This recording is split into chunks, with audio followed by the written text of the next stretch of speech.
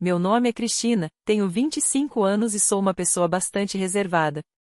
Apesar de ter um emprego ou estudar, minha família pode achar que não, porque não falo muito sobre isso, principalmente com meu irmão. Como foi que eu acabei assim?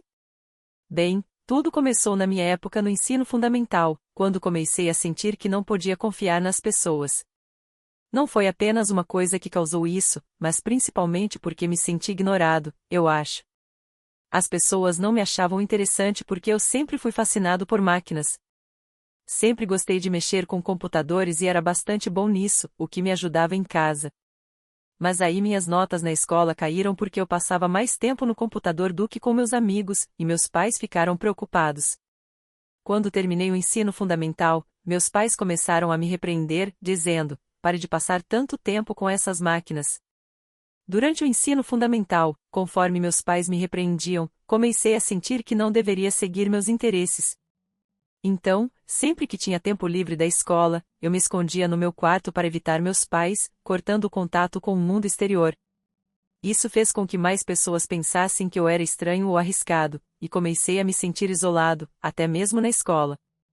A única pessoa que me apoiou foi meu irmão, Keith. Ele sempre sabia como me animar e me dar forças para continuar. Com a ajuda dele, terminei o ensino fundamental, mas não cheguei a cursar o ensino médio. Em vez disso, eu fazia trabalhos de informática em casa. Quando eu tinha uns 16 anos, consegui um emprego de meio período e, com o dinheiro que ganhei, comprei computadores antigos para desmontar e reconstruir do zero, exatamente do jeito que eu gostava. Meu hobby se transformou em uma oportunidade de negócio e, quando completei 20 anos, já estava fabricando e vendendo computadores. Logo depois, abri meu próprio negócio de computadores a preços acessíveis e fiquei bastante conhecido. Quando completei 25 anos, já tinha acumulado uma quantia razoável de dinheiro. Eu até comecei a contribuir com $2.500 por mês para as despesas da casa dos meus pais e ainda sobrava dinheiro. Mesmo tentando explicar meu trabalho aos meus pais, eles não entenderam. Após algumas discussões, eles decidiram que, contanto que eu pudesse me sustentar, não se importavam com o que eu fizesse. Isso significava que eles paravam de interferir e eu podia viver em casa como bem entendesse. Mas meu irmão ainda não tinha uma boa opinião sobre mim. Meu irmão costumava ser meu aliado, aquele que melhor me entendia quando eu estava na escola.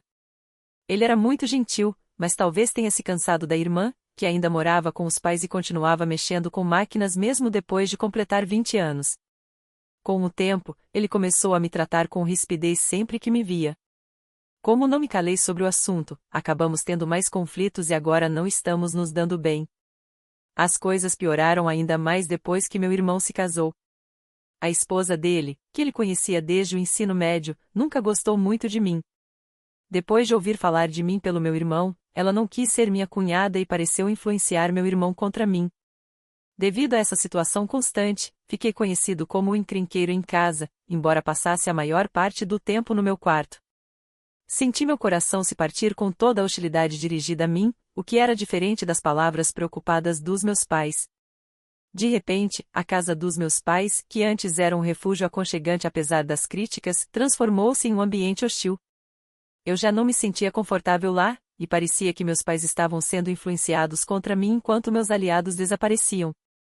Apesar de ter minha própria renda e contribuir para as despesas da casa, meu irmão e minha cunhada, que não entendiam meu trabalho, me viam como um fardo. Eles começaram a falar em me expulsar e tomar posse da casa. Sentindo-me distante do meu irmão e de seus planos, imaginei que ir embora não faria muita diferença. Assim que encontrasse um novo lugar, não precisaria mais contribuir para as despesas da casa, o que significava que poderia economizar esse dinheiro. Foi uma espécie de lado positivo.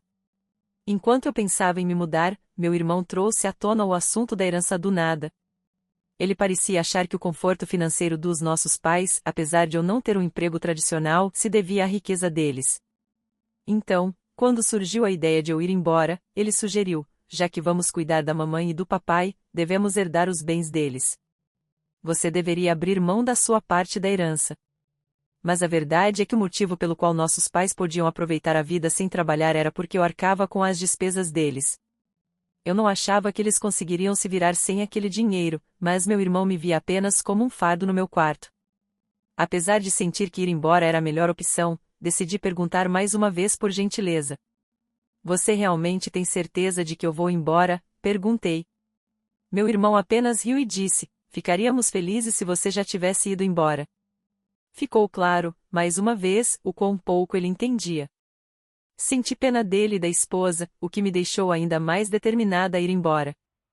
Alguns dias depois, eu ainda estava no meu quarto, e meu irmão e minha cunhada insistiam incansavelmente para que eu saísse de lá. Eles ficavam batendo na minha porta, convenceram minha mãe a parar de cozinhar para mim e até me disseram para lavar minhas próprias roupas. Mas essas eram todas coisas que eu teria que fazer se morasse sozinha de qualquer maneira. Eu não ia simplesmente ficar de braços cruzados e deixar que eles tomassem o meu lugar sem lutar. Claro, eu não fiquei feliz com isso, mas também não ia aceitar passivamente.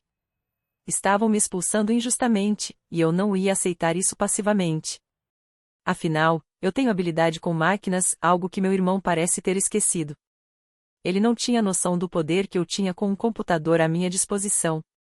Eu não era do tipo que obedecia ordens em silêncio e ia embora. O casamento do meu irmão, comigo como a irmã reclusa, era a única chance de nossos pais terem um neto. Eles estavam tão focados nisso que não perceberam o quão errado foi eu ir embora. Então decidi preparar uma pequena surpresa para eles, uma armadilha que entraria em ação assim que eu saísse de casa. Depois de encontrar um novo lugar para morar e concluir todos os procedimentos necessários, eu estava pronto para sair da casa da minha família. Pouco antes de partir, deixei uma mensagem de despedida para meus pais e meu irmão. Tenho sustentado a família, e você se esqueceu de todo o bem que fiz. Espero que você perceba quem realmente pesa sobre o nosso patrimônio familiar. Meus pais pareceram surpresos por um instante, mas provavelmente confiavam que meu irmão daria um jeito de resolver a situação. Todos eles descartaram minhas palavras como amargura. Eu sabia que eles não me levavam a sério, mas, por enquanto, achei melhor deixar as coisas como estavam. Então eu saí de casa. Levei uma quantidade significativa de equipamentos da casa da minha família e comprei itens adicionais, juntamente com os móveis e eletrodomésticos necessários para minha nova residência. Eu arrumei meu novo apartamento exatamente do jeito que eu queria, decorando-o com meu estilo favorito e criando uma atmosfera aconchegante. Acabou sendo um ambiente perfeito para eu trabalhar. Para minha surpresa, morar sozinha não foi tão intimidante quanto eu imaginava. Na verdade, eu gostaria de ter feito essa mudança antes. As pessoas do bairro eram amigáveis e a vida era confortável. Desde que saí da casa dos meus pais e passei a cuidar de tudo sozinha, tenho me divertido e experimentado coisas novas. Enquanto eu desfrutava da minha recém-conquistada independência, me perguntava como estariam as coisas na casa da minha família, principalmente depois que eles perderam meu apoio financeiro. Então, de repente, minha mãe ligou. Ei, Cristina, você fez alguma coisa com as nossas máquinas? Perguntou ela. O que você quer dizer? Respondi. Há algo de errado com os computadores e os aparelhos eletrônicos, disse ela. Não faço a mínima ideia disso, respondi, perplexo. Eu costumava ajudar de graça porque somos família, mas já que vocês me trataram mal e me expulsaram, mesmo sendo meus pais, vocês terão que pagar o preço normal, expliquei. O quê? Isso é muita ganância. Somos seus pais. Vocês não podem nos dar um desconto, responderam eles. Bem, eu prefiro dar descontos aos meus amigos. Ao contrário de você, eles me tratam bem, respondi. Tudo bem, você é tão mesquinho, resmungaram eles. Por dentro, suspirei de alívio por outra armadilha não ter sido acionada e lidei com a situação com calma. Mas minha mãe pareceu não gostar da minha resposta. Ela desligou abruptamente, comportando-se como uma criança emburrada, e chegou a enviar um e-mail maldoso insinuando que pessoas maldosas perdem amigos. Isso me fez questionar quem estava agindo como o mais maduro. Francamente, pareceu egocêntrico, para não dizer totalmente egoísta. Quanto ao que fiz com o computador da família, simplesmente restaurei todas as configurações que havia feito anteriormente, gratuitamente, às suas configurações originais. Para quem não está familiarizado com o assunto, pode parecer que o computador apresentou uma falha repentina. Quando sugeri que eles contatassem a empresa individualmente para fazer os reparos, eles ficaram chateados, mas eu já esperava por isso, então deixei para lá. 6 meses depois de sair de casa e me adaptar à minha nova vida, meu pai me ligou. Detesto pedir, mas você poderia me emprestar algum dinheiro, disse ele. Como assim, te emprestar dinheiro? Respondi. Seu irmão e a esposa dele têm gastos sem pensar. Eles acham que somos ricos e ficam reclamando, pedindo dinheiro para comprar isso ou ir para lá, explicou ele. Não faço ideia de nada disso. Por que você sempre vem falar comigo sobre tudo? Já ouvi falar de filhas que moram sozinhas e mandam dinheiro para casa, mas pais pedindo dinheiro aos filhos? Não deveria ser o contrário, por generosidade? Questionei. Não é tão simples assim, respondeu ele. Bem, até mesmo $500 ajudariam, acrescentou. Não vou te dar nada. Também não vou te emprestar dinheiro. Não tenho mais a intenção de te sustentar financeiramente, afirmei firmemente. Claro, eu conserto suas máquinas se você pagar pelos meus serviços, respondi calmamente. Você ficou muito mesquinho, retrucaram eles. Acho que a mamãe tinha razão sobre você.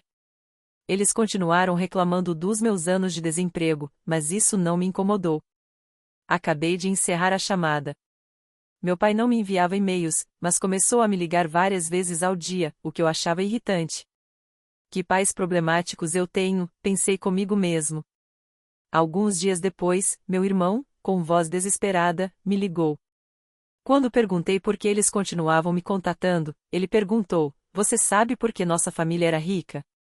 Parecia que ele suspeitava que a situação financeira deles tinha piorado desde que eu me mudei, mas já era tarde demais. Minha casa atual era meu santuário. Meu trabalho e minha vida giravam em torno desta casa, e eu não tinha nenhuma intenção de deixá-la novamente. Será que a riqueza da nossa família veio dos $2.500 que eu contribuía mensalmente? Pensei. Eu não precisava dar tanto, mas me senti grato pela minha criação, então contribuí de bom grado com mais. Mas agora, por que eu continuaria sustentando uma instituição que me expulsou? Não fazia sentido, né? Foi aí que as finanças da mamãe e do papai sofreram um baque. Meu irmão percebeu: Desculpe, mas mesmo que você me pedisse para voltar, eu não tenho intenção nenhuma de fazê-lo, respondi firmemente. Agora entendo que o que aconteceu foi errado. Sinto muito, mas é tarde demais para desculpas. Não pretendo ter qualquer envolvimento com você no futuro. Por favor, não me ligue mais. Ei, espera, protestou meu irmão, mas eu encerrei a chamada. Quando saí de casa, fiz um voto de nunca mais me deixar envolver nos dramas deles. Perdoá-los não era algo que eu pudesse fazer facilmente. Decidi cancelar meu contrato de celular para evitar as ligações constantes. Já se passaram 5 anos desde então, e eu segui em frente. Eu me casei e comecei um novo capítulo na minha vida. Meu parceiro trabalha na mesma área que eu, então ele entende meu estilo de vida e me ajuda com as tarefas domésticas. Embora eu tenha pensado em entrar em contato com meus pais, já que eles são da família, senti que era tarde demais. Eu não havia feito nenhuma tentativa de me reconectar. No entanto, meu marido manifestou interesse em conhecer meus pais e saber mais sobre a situação atual deles para obter uma melhor compreensão do assunto. Contratei um detetive para investigar. O que descobrimos foi chocante. Meus pais, desesperados para manter seu estilo de vida e manter meu irmão e sua esposa presos à casa da família, acumularam uma enorme quantidade de dívidas com vários credores, sem nenhuma esperança de pagamento. A dívida continuou a crescer com o acúmulo de juros, deixando-os em uma situação desesperadora. A dívida dos meus pais, por si só, ultrapassava os $100.000, e a casa deles havia sido usada como garantia. Agora, onde antes ficava a casa da nossa família, só existe um terreno baldio. Embora eu sentisse uma pontada de tristeza devido ao meu apego sentimental à nossa casa de família, não pude deixar de pensar que meus pais estavam enfrentando as consequências de seus atos. Decidi investigar a situação atual do meu irmão. Ao que tudo indica, meu irmão sugeriu o divórcio devido aos hábitos de consumo extravagantes da esposa, mas ela se opôs veementemente à ideia. Eles estavam agora envolvidos em um longo processo de divórcio, que estava consumindo seu tempo e suas finanças.